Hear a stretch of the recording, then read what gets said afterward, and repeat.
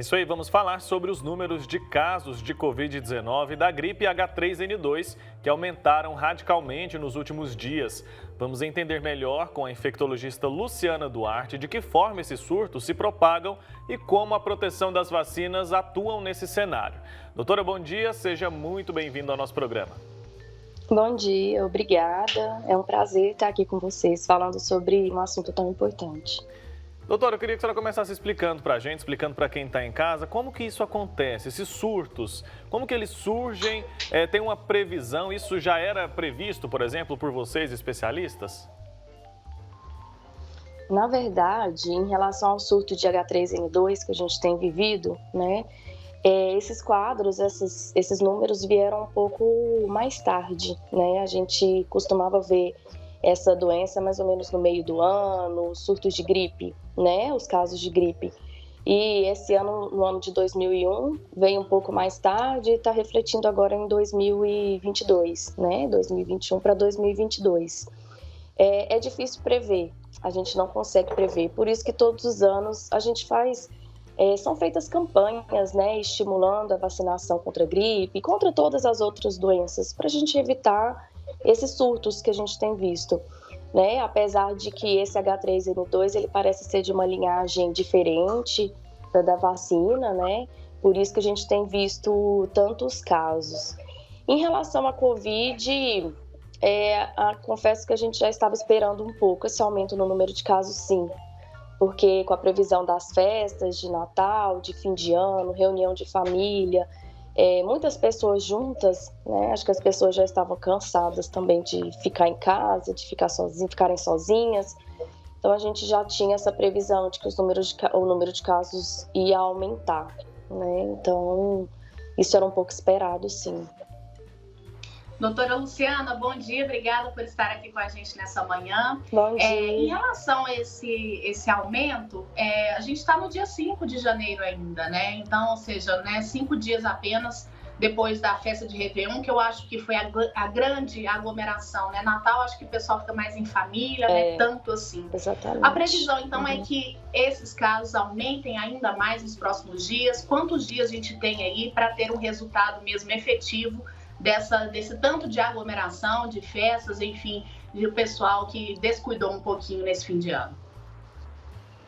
A previsão são geralmente 2 semanas, né, após esse período de festas de fim de ano, de Natal, Réveillon.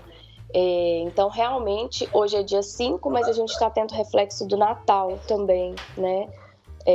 As festas ou a própria véspera de Natal, que as pessoas saem muito, acabam se aglomerando mais, e a gente ainda está vendo esse reflexo, e assim, a gente tem atendido mesmo famílias inteiras com a Covid, né? Não só 1 ou 2, mas a família inteira. Então, assim, mostra que realmente essas pessoas estiveram juntas ali no Natal ou no Réveillon, né? E aí, nas próximas 2 semanas, a gente espera realmente que o número de casos só aumente mesmo. Certo. Infelizmente. Certo, infelizmente mesmo, né? Porque a gente sabe como prevenir, né, doutora? Mas a gente percebe que uma pessoa que se descuida já pode gerar um impacto ali, né? Eu queria falar agora um pouco, estamos aqui dentro desse assunto, né? Influenza e Covid-19. A gente tem ouvido falar muito da tal da flurona. Explica pra gente do que se trata e por que é perigoso, por que é tão preocupante. Tá. A flurona, né, entre aspas, que é o que tem sido falado, seria a co-infecção, né, infecção simultânea do vírus influenza, a gente pode dar o exemplo H3N2 e coronavírus, né? A gente já tem casos, já atendi no meu consultório, casos dessa concomitância, então assim, está sendo mais falado agora, mas a gente tem visto. E eu acredito que muitos desses casos a gente acaba não fazendo diagnóstico, porque o paciente às vezes faz apenas o teste de Covid, fala, é Covid, mas pode ter uma influenza concomitante, né, ali junto com o Covid. Então, nós dessa área, os infectologistas, a gente tem visto isso até mais frequente do que a gente queria, né, e é importante, assim, do ponto de vista da evolução do paciente, porque essa co-infecção o paciente pode agravar, né? queira ou não, ele está com 2 vírus ali, tendo que combater 2 vírus, influenza, coronavírus. Então, assim, esse paciente ele pode sim ter um quadro mais grave, um quadro com mais sintomas, e a gente tem visto mesmo, dentro do consultório, isso está acontecendo, em Goiânia mesmo. Certo, doutora, e existe uma confusão muito grande em relação aos sintomas para diferenciar a Covid-19 dessa H3N2? São realmente muito parecidos os sintomas? Existe caso até que a pessoa está pensando que está só gripada e na verdade está com Covid, isso pode acontecer? Pode. Na verdade, os quadros são muito semelhantes, né? O que a gente tem visto agora nessa nova onda, entre aspas, nesse novo aumento de número de casos, os pacientes com bastante sintomas respiratórios, bastante dor de garganta, congestão nasal, a gente tem visto isso muito, né? Antes a gente não via tanta dor de garganta igual a gente tem visto agora. E se confunde bastante com influenza, né? Febre, dor no corpo, dor de garganta, congestão nasal, tosse. São sintomas compartilhados pelas duas doenças. Então, realmente, tem que ter um profissional para ajudar no diagnóstico e fazer o diagnóstico preciso, né? Entre influenza, Covid e até mesmo outros vírus respiratórios que também estão circulando. Certo. Esse caso específico da H3N2, a gente pode dizer que é uma gripe nova, uma gripe diferente das outras que a gente já conhecia, porque a gente percebe que os sintomas têm vindo, né, têm aparecido com uma gravidade maior, né? Na verdade, o vírus influenza, ele tem a gravidade dele, principalmente nas crianças e nos idosos, nos imunodeprimidos, naquele grupo de risco, né? O H3N2, o que está circulante, parece ser uma nova linhagem do vírus, mas em si o vírus não é novo, né? A gente já conhece, a gente já viveu surtos de H3N2 no passado. Então, parece ser uma nova linhagem e os grupos de risco precisam ficar, sim, mais atentos, porque quando tem essas infecções virais, podem evoluir com maior gravidade, sim. Não é um vírus isento de risco, né? A gente tem visto que tem muitas pessoas internadas, infelizmente óbito, né? E realmente merece atenção. Doutora, na sua experiência, qual que tem sido a diferença das pessoas contaminadas que já foram vacinadas e as que não foram vacinadas? Tem uma diferença grande tanto para a Covid quanto para a influenza? Tem. A diferença para quem não é vacinado, falando em Covid, a diferença é muito grande. Quando a gente não tinha vacinação para todo mundo, os quadros de Covid eram, digamos, bem mais preocupantes, porque era difícil mesmo, assim, atender o paciente e fazer uma tomografia, aquela tomografia está 100% normal, né? Tomografia de tórax.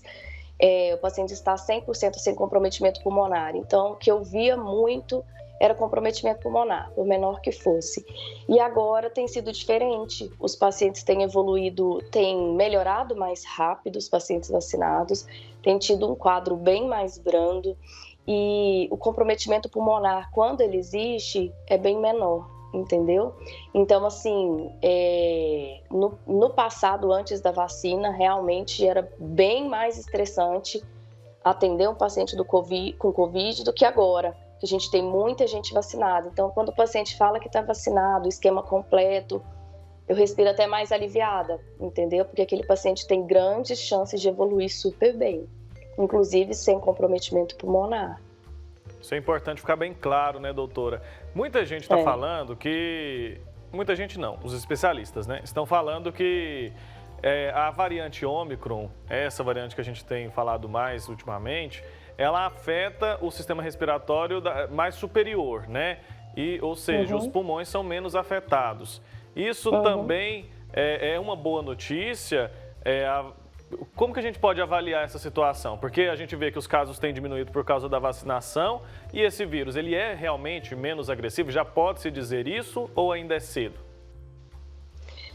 O que a gente tem visto, que os estudos têm mostrado, a experiência até mesmo de outros países, é que realmente essa mutação que o vírus sofreu, ele se tornou mais transmissível, né? Então, ele tem uma capacidade maior de disseminação do que os outros, né? Mas ele parece, sim, gerar quadros mais brandos, né? O que é a experiência até mesmo de outros países com números bem maiores do que os nossos, né? Parece, sim, gerar quadros mais brandos, falando em gravidade, né? Do paciente precisar internar, hospitalizar. É claro que a gente tem muita gente vacinada, ainda bem. Então, assim, isso também colabora para a gente ver um quadro mais brando, né? Agora, essa mutação, realmente, o vírus se tornou bem mais transmissível. Então, ele está disseminando bem mais fácil, mas parece que o quadro tem sido mais brando. Mas a gente ainda está tendo circulação também de Delta, muitos pacientes com Delta, com a variação Delta, né? Em Goiânia. Então, assim, a Ômicron ainda não é a variante que está predominando. Que está dominando, né? Isso, predominando, isso. Certo. Doutora Luciana, voltando a falar um pouquinho sobre as semelhanças aí da Covid-19 com a influenza, sobre os sintomas, qual que é a orientação para a pessoa que está em dúvida ali em casa, de repente tratando de uma gripe, mas percebe que está com uma tosse mais persistente? Ela tem que procurar, tem que fazer o teste, porque o tratamento ele tem que ser muito diferente para que essa pessoa realmente consiga se recuperar? Então, o ideal é que essa pessoa procure um profissional que possa ajudá-lo, né? Um profissional da área de saúde, tanto para diferenciar a doença, quanto para a condução do caso, por exemplo. Pacientes que têm uma probabilidade de evoluírem com maior gravidade, a gente tem medicamentos para influenza, que é o oseltamivir, né? O Tamiflu, mais conhecido como Tamiflu, para alguns pacientes que realmente podem evoluir com maior gravidade.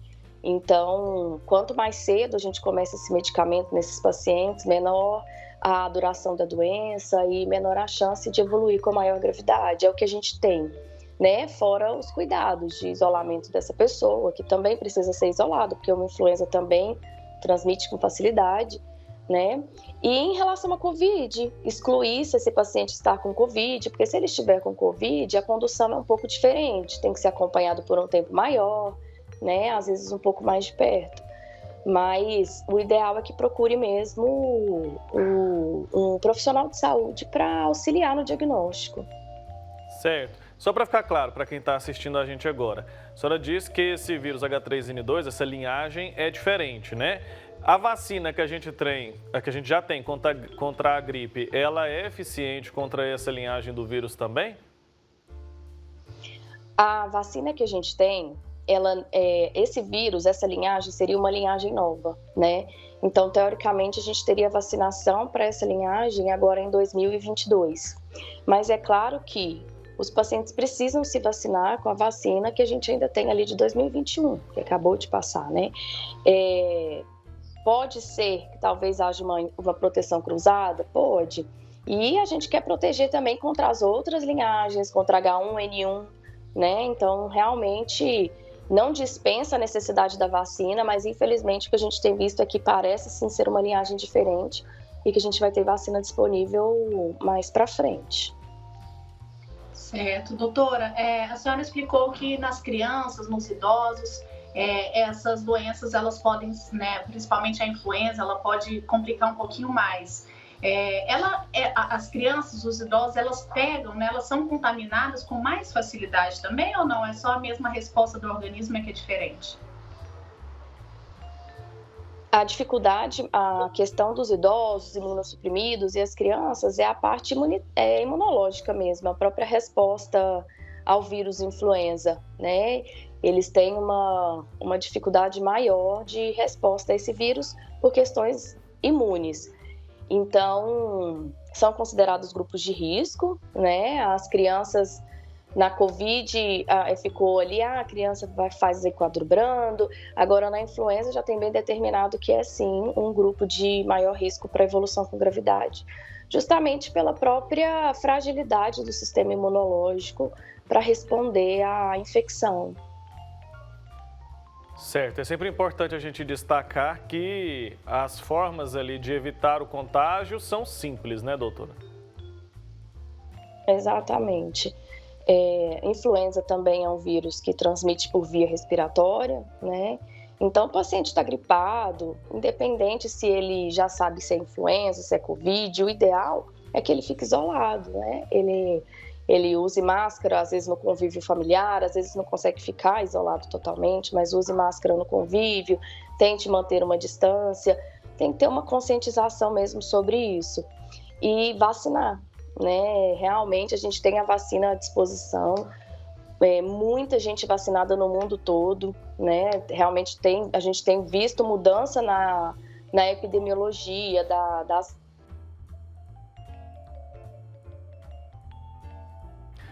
Tivemos um probleminha aí com o nosso sinal de internet, né, enquanto a doutora falava, mas acho que o recado principal foi dado, né? É importante demais a gente se vacinar, é importante usar a máscara, se isolar quando for ali, quando a gente tiver com algum sintoma, né, alguma suspeita de que está contaminado. Nunca pense assim, é só uma gripe, não tem problema não. É fundamental que a gente se proteja e proteja as outras pessoas. É uma questão de respeito, né? Retomamos aqui o contato com a doutora. Doutora, pode concluir aí. Então, assim, é importante que o paciente está gripado, está com sintoma respiratório, tente se isolar, tenta usar máscara, tenta evitar um pouco o convívio domiciliar, tentar um distanciamento, né? Porque essa pessoa pode evoluir bem, mas às vezes a pessoa do lado, um parente do lado, um avô, uma avó, uma gestante, pode não evoluir bem, né? Então a gente tem que pensar na gente e na pessoa que está do nosso lado, né? Manter o tempo de isolamento até que o profissional de saúde possa orientar quando sair, quando poder ter tranquilidade para retomar o convívio. E lembrar da vacina, igual você acabou de falar. Certeza, doutora. Agora, uma outra questão que eu tenho ouvido falar muito é o seguinte: a gente passou um longo período aí, muita gente, né? Eu, por exemplo, ainda estou me cuidando como antes, mas a maioria das pessoas passou um longo período aí usando máscaras, fazendo os cuidados aí da forma certinha. Agora houve já um relaxamento. Muita gente fala que nesse período todo, né, de isolamento, de proteção, o corpo fica meio que esquecido aí da proteção e agora com esse relaxamento as doenças vêm com mais força. Isso é uma verdade? Nosso corpo acaba se acostumando com essa proteção aí, quando acaba isso, ele se assusta, vamos dizer assim, e recebe essas doenças com mais facilidade? Na verdade, não é uma questão do corpo ou do organismo. É uma questão que quando a gente estava completamente isolado, né, seguindo à risca os cuidados para a prevenção dessas doenças, a gente não tinha contato nem com o coronavírus, né? A gente estava protegido pela máscara, higiene das mãos, tanto contra os outros vírus respiratórios, que sempre existiram e que não deixaram de existir na pandemia, né? Quando a gente relaxou as medidas de precaução, a gente relaxou as medidas para tudo, não só para coronavírus, né? A gente acaba que fica com uma predisposição maior a todos os vírus que estão aí no ambiente. Então é isso que acontece mesmo, não é que o próprio organismo se enfraquece, digamos isso. É porque realmente aquela pessoa estava protegida de determinadas doenças e relaxou as medidas, voltou a ter contato com tudo que nunca deixou de existir. Tá ótimo, doutora Luciana Duarte, muito obrigado pelo seu tempo aqui, por tantas informações importantes que a senhora trouxe para nós e para todo mundo que acompanha o nosso programa. Até uma próxima oportunidade, viu? Até. Tchau, foi ótimo.